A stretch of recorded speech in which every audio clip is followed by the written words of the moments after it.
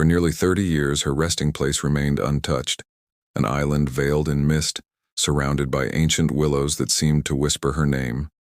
Diana. It was sacred ground, a place where the world believed peace had finally found her. But one morning, that silence was broken. The earth had shifted, the waters had risen, and Buckingham Palace received a call that would stir the deepest shadows of the past. When King Charles heard the words, "disturbance at Althorp," something inside him froze. This wasn't politics. This wasn't duty. This was her. What lay beneath that soil wasn't just memory. It was a truth long buried, wrapped in love, guilt, and mystery. And what Charles found inside would turn decades of royal silence into a revelation the world would never forget. Before we dive into this emotional royal mystery, make sure you like this video, subscribe, and turn on notifications. Not for algorithms, but because what you're about to hear will take you deeper into the untold story behind Diana's legacy. This isn't just history. It's heartbreak, redemption, and revelation intertwined. Now, let's go back to where it all began, the island on the lake. For nearly 3 decades, the island at the center of the lake had remained untouched, serene, still, and almost sacred. Surrounded by willows that bent low as though in prayer, it was more than a resting place. It was a sanctuary.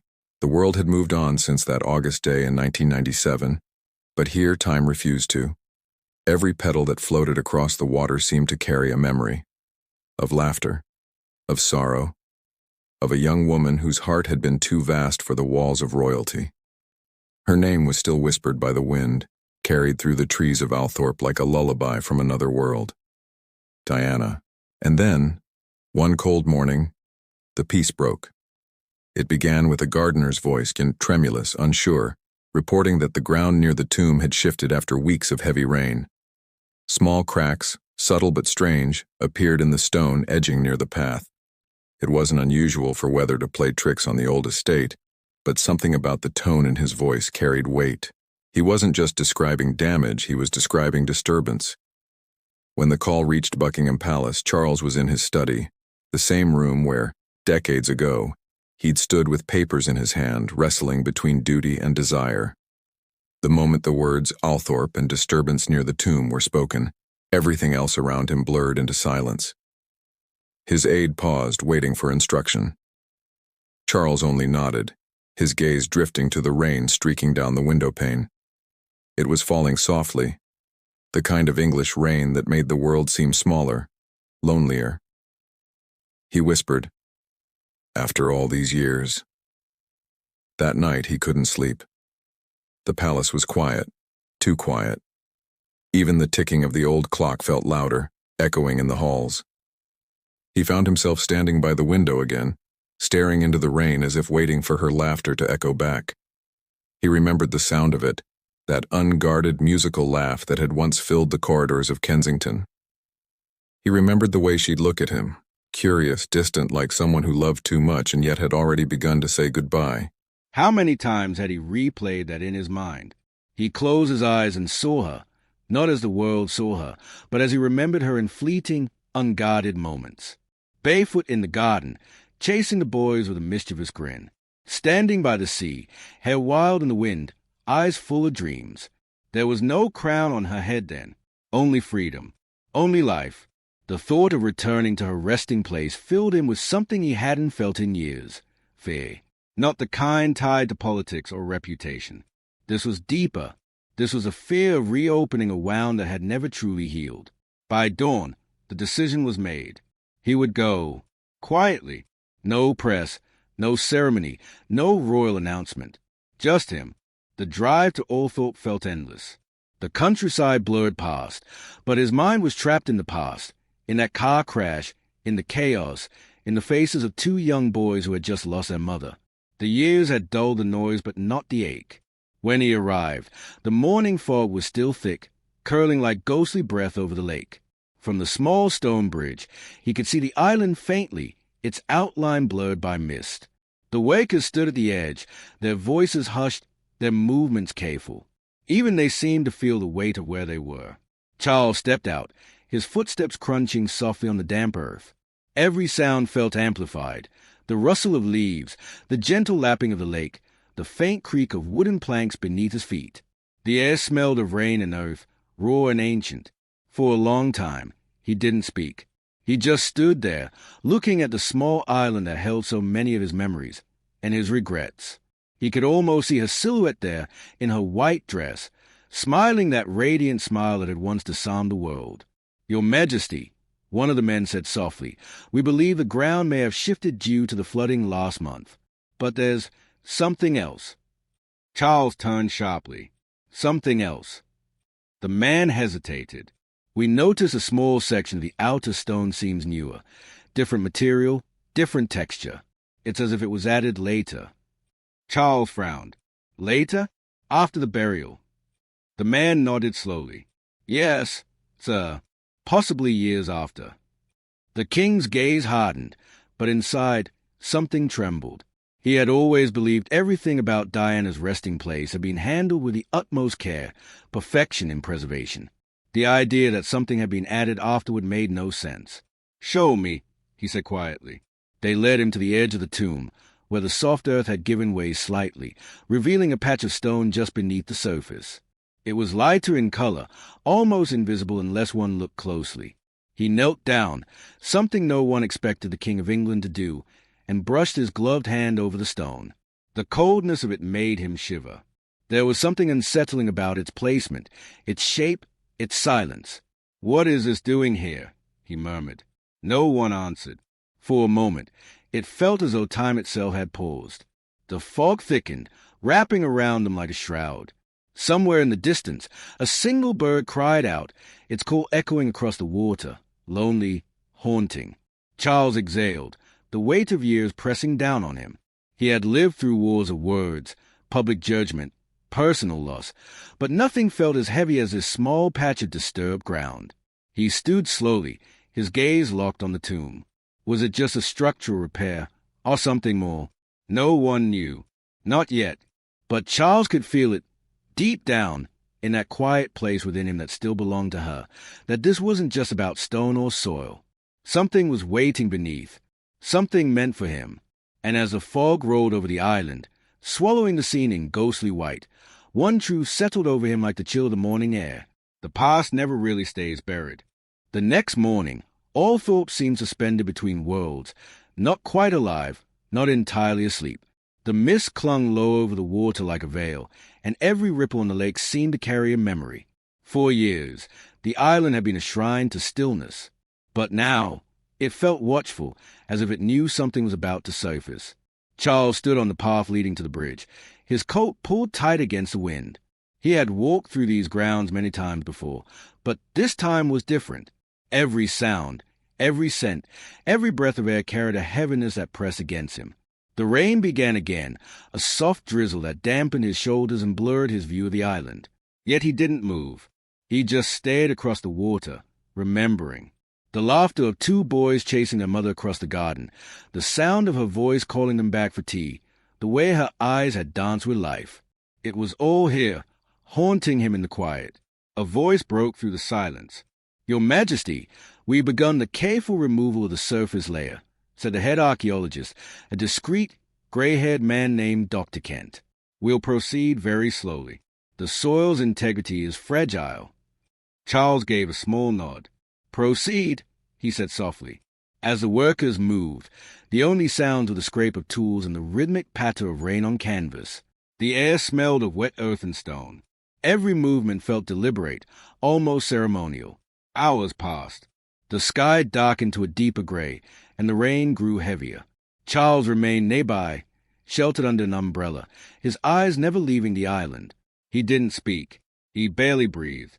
At one point, Dr. Kent approached with quiet hesitation. "Sir," he said, "we've uncovered something unusual." Charles looked up sharply. "Unusual?" The archaeologist's tone carried both respect and unease. A compartment, built directly beneath the main foundation stone. It's small, possibly intentional. For a long second, Charles said nothing. He simply stared at the man, his mind racing. A compartment. Yes, Your Majesty. It's sealed, and by hand, not by machinery. Someone placed it there deliberately. Charles' throat tightened. The rain drummed harder, masking the sound of his heartbeat. "Open it carefully," he whispered. As they worked, Charles turned slightly away, his gaze falling on the water again. He thought of how much time had passed, 30 long years of silence, of duty, of watching the world speak her name while he stayed quiet. How many times had he wanted to visit her, to say something he never did when she was alive? To apologize? To explain? But what could he say now? Behind him, one of the men called out, "Sir, it's open." Charles turned, his pulse quickening. The workers stepped back respectfully, revealing a narrow cavity beneath the stone. Inside, wrapped in a thin layer of protective cloth, lay a small, rectangular object. It wasn't metal. It wasn't marble.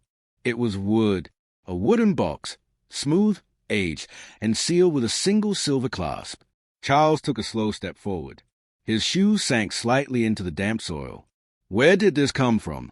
he asked quietly, though he already knew no one had the answer. "We don't know, Your Majesty," Dr. Kent said softly, "but it's been here for decades." The box was lifted gently from its resting place, the fabric around it darkened with moisture. Charles reached out a trembling hand, but stopped short of touching it. His voice dropped to a whisper. "Has anyone opened it?" "No, sir," Dr. Kent replied. "We wanted to wait for your permission." The king stared at it for what felt like a lifetime. The silver clasp glinted faintly beneath the gray light. Something about it, the shape, the craftsmanship, felt personal. "Open it," he said finally. The clasp gave a faint click. The lid creaked as it lifted. Inside, there was only one thing, a sealed envelope. The paper had yellowed slightly with time, but the handwriting was unmistakable, graceful, looping, unmistakably Hayes. Charles froze. His breath caught in his throat. His gloved hands trembled as he reached for it. The ink across the front read, simply, "For Charles, if the world ever lets you remember me as I truly was." For a long moment, no one moved. Even the rain seemed to hush. Charles' heart pounded. He couldn't speak. The air around him felt heavy, electric, as if the island itself was holding its breath. He stepped back, holding the letter close to his chest. The past, the years, the titles, they all seemed to vanish in that instant. He wasn't King Charles III anymore. He wasn't the monarch of the Commonwealth. He was simply Charles, the man who once loved Diana Spencer. Dr. Kent spoke quietly, breaking the trance. "Your Majesty, would you like us to examine it?" Charles shook his head slowly. "No, this is between her and me." He looked down at the letter again, tracing her handwriting with his eyes. There was something so painfully familiar in the way she formed the letters, gentle but deliberate, as though even her pen refused to hurt anyone. He whispered, she never wanted to be forgotten. As he turned to leave, a soft wind blew across the lake. The rain eased into a drizzle. The cloud began to break, and a thin shaft of light touched the water, pale and fleeting, like a blessing. Charles looked up toward the sky, his expression unreadable. But somewhere behind those eyes, something shifted. The first spark of understanding, the first hint that perhaps this wasn't just an accident. Perhaps Diana had left something behind for him to find, when the world was finally ready, and when he was finally alone. The car doors closed softly behind him as he prepared to return to London. But his hands, clutching that single envelope, trembled as though holding the weight of an entire lifetime. And as the car pulled away down the long gravel road, the island behind him stood silent once more, but not in peace. This time, it was waiting for the letter to be read, waiting for the truth to be known, waiting for the final chapter of a love story the world had never truly understood. The drive back to London was silent. Not a word was spoken between Charles and his aides. Outside, the English countryside blurred past in shades of gray and gold, but he hardly saw it. His eyes were fixed on the envelope in his lap, that delicate piece of paper that somehow felt heavier than the crown itself. He had faced world leaders, endured decades of scrutiny, and walked through storms of criticism with stoic grace. But now, sitting in the backseat of a car, the King of England was afraid to open a letter. The handwriting on the envelope was so familiar it hurt. That looping D, the graceful swirl at the end of her S. He could almost see her sitting at her old desk in Kensington Palace, candlelight flickering, her face half in shadow as she wrote. There had always been something unspoken in her, a sense that she knew more than she ever said. The words on the envelope echoed in his mind. For Charles, if the world ever lets you remember me as I truly was. He read it again and again. Each time, the meaning deepened. What had she meant? As I truly was. Had the world not remembered her truth? Or was this a message for him alone, one that went beyond memory, beyond forgiveness? By the time the car reached Buckingham Palace, the rain had stopped, but the clouds still hung low. The streets were empty. The guard saluted silently as Charles stepped out, clutching the letter like a relic. He walked quickly through the halls, ignoring the murmurs of staff and the faint echo of polished shoes on marble. The palace felt colder that evening, emptier somehow, even with its gilded walls and endless corridors. In his private study, he sat before the old mahogany desk. The fire was low, flickering weakly. He placed the envelope on the desk and stared at it. For a long while, he didn't move. He just watched the flame's reflection dance across the white paper. Should he open it? Should he even dare? What if it was something painful? A final farewell? A reminder of what could have been? But deep down, something told him it wasn't anger that waited inside that envelope. It was truth, the kind that only time could make bearable. With trembling hands, he broke the seal. The paper crackled softly. The scent of aged parchment filled the air, faint, almost floral. And then her words appeared. My dearest Charles, if you are reading this, it means that time has done what we could not. It has softened the edges of our pain. I don't know when this letter will find you, or who you will have become when it does. But I hope, above all, that you have found peace. There are things I never said, things the world never understood, and things only you deserve to hear. We were not perfect, you and I. Perhaps we were never meant to be. But I want you to know that there were moments, real and precious moments, when I loved you deeply. Not the crown, not the title. You. I knew our story would be written by others, painted in shades of scandal, sorrow, and misunderstanding. But love, real love, is never so simple. It lives even when it's buried. It forgives even when it's forgotten. You once told me that duty must come before emotion. I never agreed, but now I understand. The crown is heavy. The world expects too much. And yet, my hope, my prayer, is that you never lose a man beneath the monarch. Charles paused. His breath caught. The words blurred as his eyes filled. He could almost hear her voice, soft, unguarded, speaking not from the throne room but from the heart. He read on. Asterisk, asterisk, if you are standing where I am laid to rest, I want you to know I chose that place. I wanted peace. I wanted the quiet of the water and the whisper of the trees, so that even in death I could listen to the wind and feel the earth. And yes, I left something there. Not out of pride, but out of love. I left this letter because I wanted you to find it only when you were ready, when your heart could finally remember me without guilt. Don't let the world rewrite who we were. They will speak of tragedy, of betrayal, of heartbreak, but they will never understand that beneath all of it, there was still kindness. There was still care. Tell the boys, tell them I never left. Every time they smile, every time they forgive, I am there. And as for you, my oldest friend, my greatest mystery, I forgive you, entirely, not because I must, but because I want to. Do not carry me as a wound, Charles. Carry me as a lesson. Carry me as love that once lived, even if it could not stay. Asterisk, asterisk. Charles sat back, the letter trembling in his hands. His vision swam with tears he didn't try to hide. The firelight flickered across his face, revealing not the monarch the world saw, but a man older, wearier, and, for the first time in years, vulnerable. For a moment, it felt as if she were in the room, her presence warm, calm, forgiving. The weight on his chest loosened, replaced by something softer, understanding. He whispered her name, barely audible. Diana. The name hung in the air, like a prayer that had waited 30 years to be spoken aloud.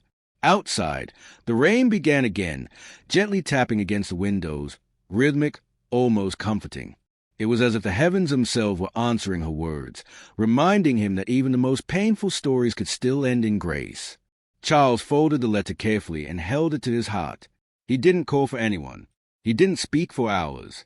He simply sat in silence, staring into the fire, letting the past breathe at last. In that stillness, something changed, something subtle but profound. For the first time since 1997, the King of England felt human again. He understood now that love, no matter how broken, never really dies. It simply changes form, from passion to memory, from regret to forgiveness, from silence to peace. And in the quiet heart of Buckingham Palace, with the rain whispering outside and a single letter in his hand, Charles realized what Diana had truly left behind. Not a secret, not a confession, but a bridge. A bridge between two hearts history had long separated, and one the world would finally see for what it was, love in its truest, most human form. Morning broke slowly over London, pale light spilling through the curtains of Buckingham Palace. The city outside was waking, but inside the royal study, time stood still.